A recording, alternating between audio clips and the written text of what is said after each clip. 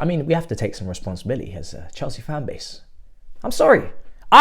You're sorry. Everybody's sorry that we chose this life. I mean, this is disgusting. This is despicable. This is the bottom of the barrel now. Because it's funny, because now, you know, where do we go from here? I mean, where do we go from here? Everybody's breaking points different.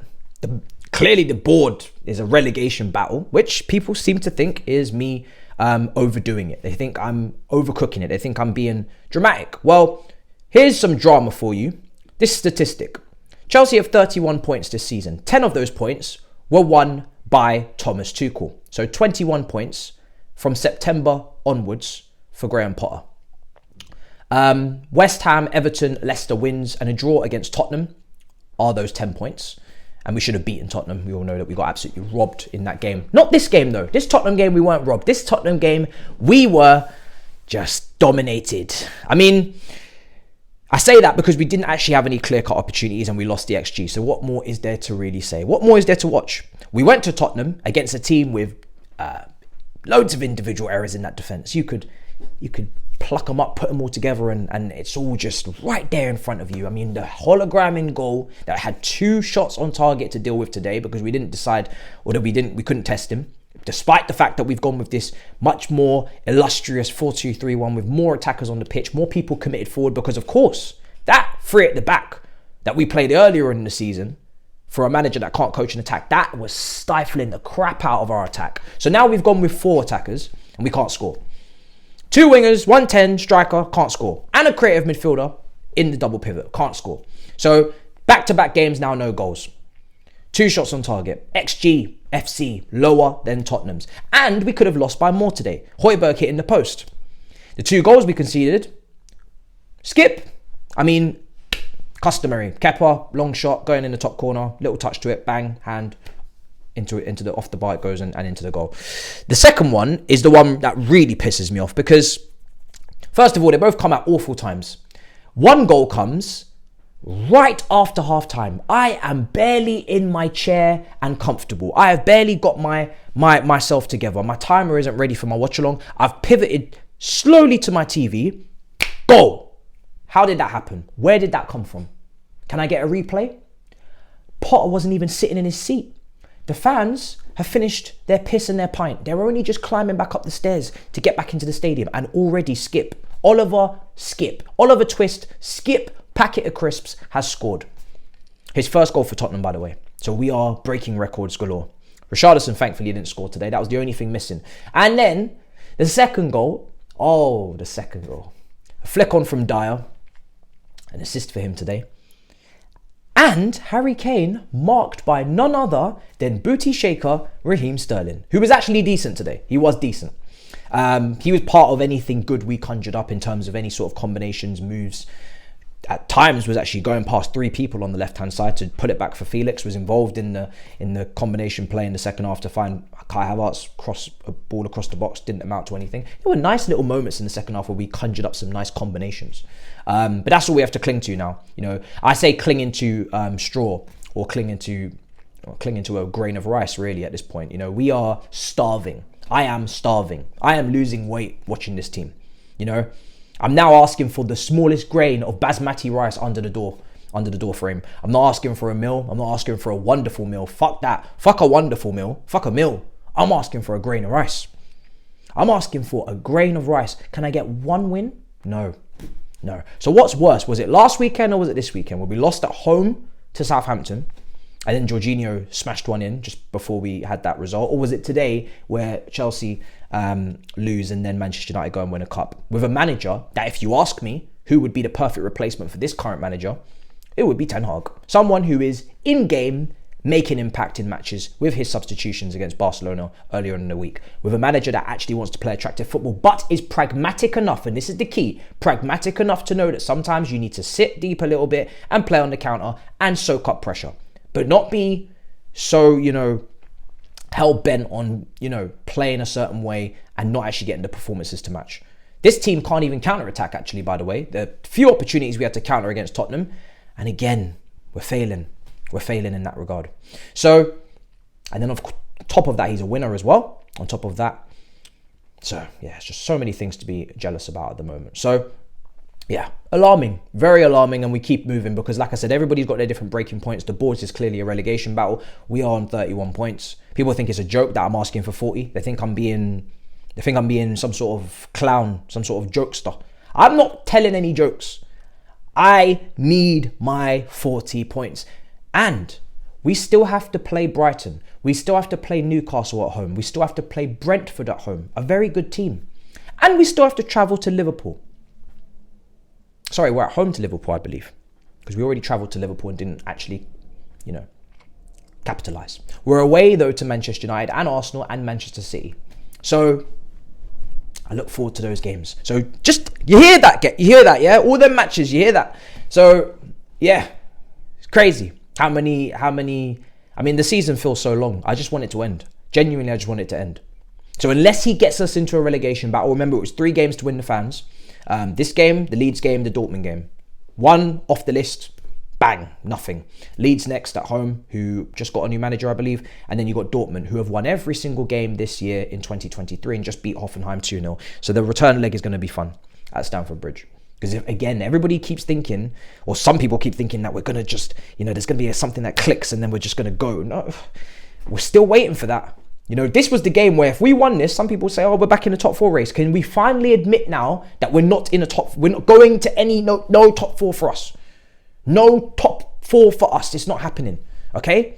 Please understand our fate and our reality. We are a mid-table team this season, and that would actually be, at this point, I would take it. Because we're not going anywhere anytime soon in terms of European places. I'm not trying to see Conference League. Europa League, nah.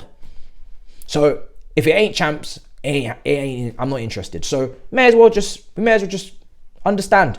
I've said it on Twitter, the 5 steps to grieving. Delusion was the deadline day. Anger was the Southampton game.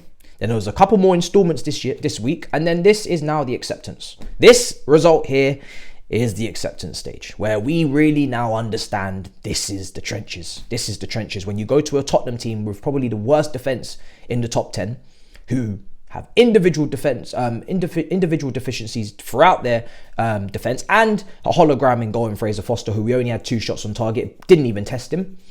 XG was lower today as well, so that's another L. And on top of that, they have issues in midfield in terms of Bentancur not being available. Oliver, Twist, Skip, Baggett, Packet of Crisps is in midfield. Oliver, Twist, Skip, the Packet of Crisps. And then, up front, we know that's where their strong point is. That's where they do most of their damage with Harry Kane. That's inevitable. And our defence, for some reason today, we made a little tweak with Koulibaly, Badiashile. Not like we lost the game there anyway. And then when you look at our passing map, it's heavily again down the left-hand side. Ziyech was anonymous today. Pointless. Could have been potentially gearing himself to get sent off at some point, but we managed to rescind that. And that was the right call. Reece James, most of the traffic went down the left, through Felix, through Enzo, and through Sterling. And I think Sterling today was actually, was pretty good. It was pretty decent.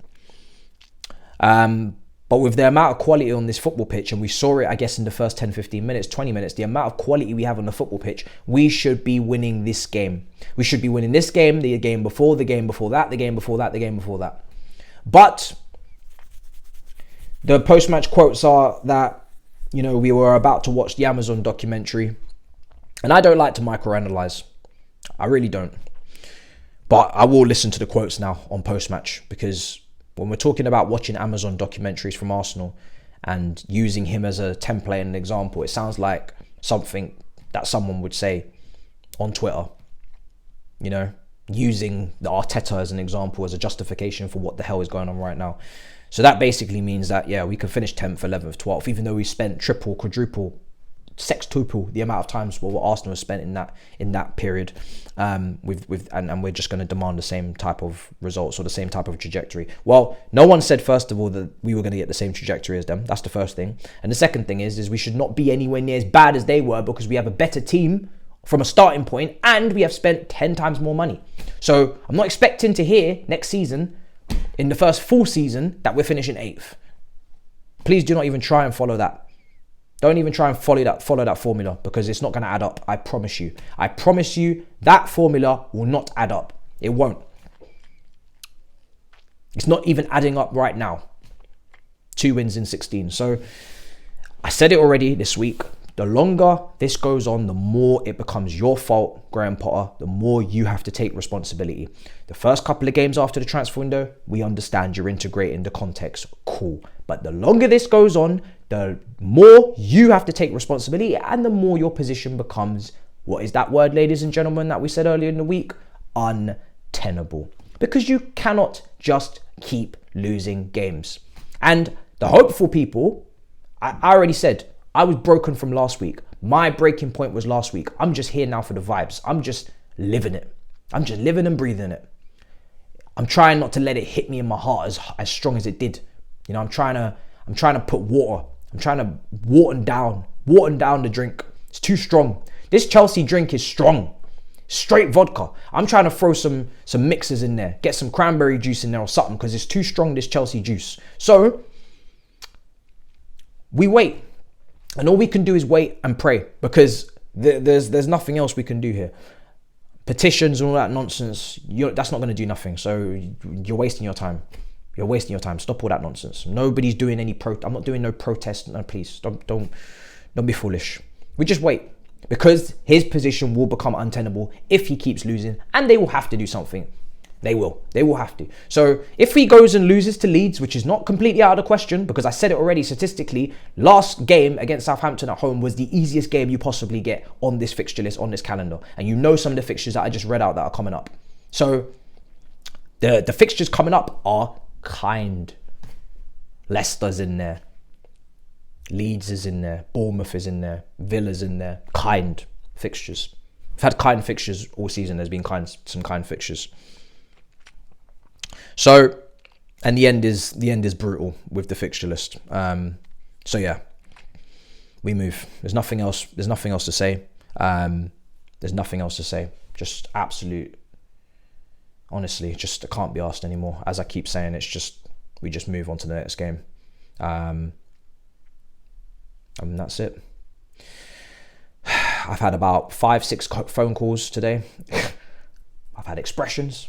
I've had Thabz, I've had Grizz, I've had Rants, I've had Flawless, DG. Everybody's rang me today. My phone is ringing off like crazy. It's all because of you, Chelsea. It's all because of you. And when I said I'm not thinking about top 4 just because we've had a great window, now you understand why. For the people that are preaching time and, you know, it's going to take time, just remember, there were people cracking on, we're going to get top 4. We can still make it. No, I always said from the get-go, we are not getting it. I always said for this very reason, we are not getting top 4. Oh, we might get it. Look at the players we've signed. Felix, Enzo. Oh my God, if this all clicks. No. Welcome to reality. Welcome to reality. I'm sure there's a song. I ain't going to sing it. Smash up the buttons, the icons. Leave the comments down below. Let me know your thoughts on the game because I'm pretty much blacked out after the second goal. Rage. Absolute rage. Shout out to the combination. In a bit, people. Peace.